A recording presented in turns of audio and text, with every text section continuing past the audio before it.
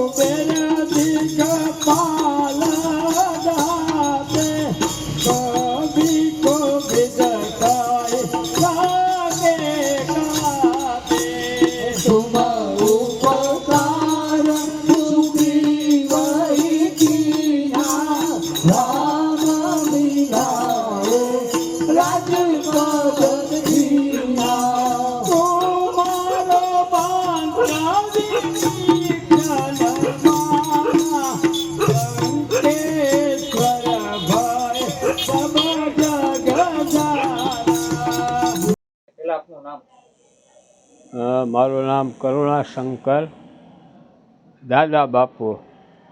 આ શંકર સુવન હનુમાનજી મંદિર ભાવનગર છેલ્લા 15 વર્ષથી અખંડ 24 કલાક હનુમાન ચાલીસાના પાઠ થાય।